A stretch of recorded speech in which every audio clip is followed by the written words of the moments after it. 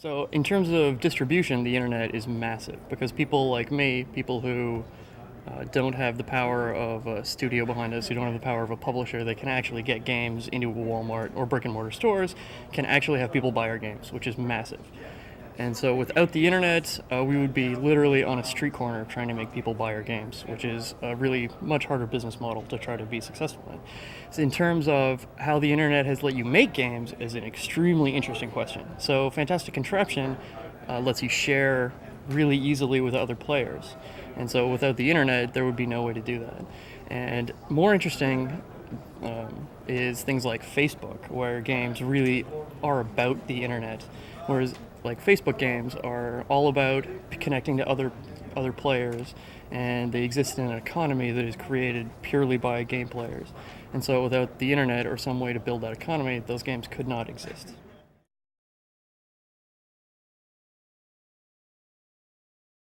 So there's a lot of definitions of online game, but I think one of the keys to building a good game that exists online is to really take advantage of all of the things that you can do online that you can't do offline. So sharing with other people is a massive advantage that online games have over offline games. So if you have a game where you construct things, where I mean, say you make like office buildings or towers or cars or anything, then when somebody makes a thing like an office tower, they're inevitably proud of this construct that they've created. And so if you give them a way to share those things, then their pride will market your game for you. And so it's much more fun for them because they get to play with their friends instead of alone in a basement, and it's good for you because they share your game around.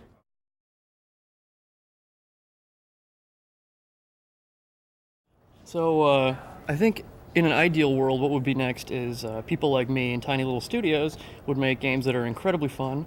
People would find these games through ideally like non-profit portal sites and things like things without an agenda like Stumble Upon, and and the world would be a happy, wonderful place. What I actually think is going to happen is that Google and Facebooks of the world are going to use games to conquer all of us and make us their slaves. So I think there's this big distinction right now between fun games and compelling games.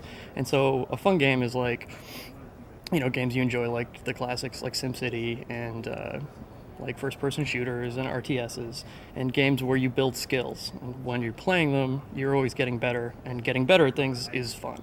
And compelling games are games where you don't learn skills, but the game compels you to play it anyway.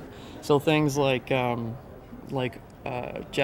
RPGs are like WoW, where you've got everything with heavily focused on a leveling system, where you aren't necessarily getting much better at the game when you after you play it for like 100 or like 50 or 100 hours, but your character is leveling up. And so it's compelling to level a character. You want to level a character. Even though it's not fun, you'll sit down with the mouse and do it. And so a lot of Facebook games right now are, I think, compelling rather than fun.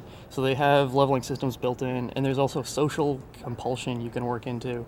So if I go to your like virtual dog and scratch it on the head and give it a milk bone, or give it like a dog treat, then you are compelled to do the same to me.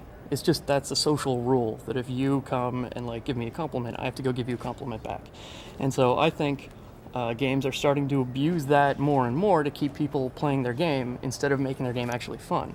And so I think inevitably what will happen is the laws will get a little laxer, and morals will get a little looser, and eventually Facebook game company will build the ultimate funnel, which leads every human being on Earth directly to a virtual slot machine game, which is the ultimate in compelling and not fun. You walk into a slot machine parlor and you can't understand why there are so many people just giving money to a machine over and over, and it's because slot machines are incredibly compelling.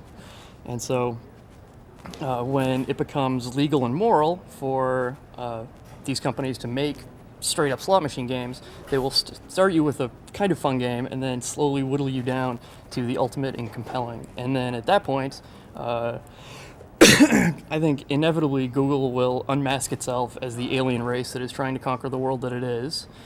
Being good, like just be good, is or don't be evil is, and making great stuff is a fantastic way to make like to own the information from everyone in the world, which, I mean, it owns all my email, it's trying to own, like, my phone calls, and then inevitably when that turns bad, they will know everything about every human being on Earth, which will give them control over every human being on Earth, and then they'll just merge with the companies that own all of the money because they've got a giant efficient funnel with a slot machine at the bottom, and that will be the end of all of us.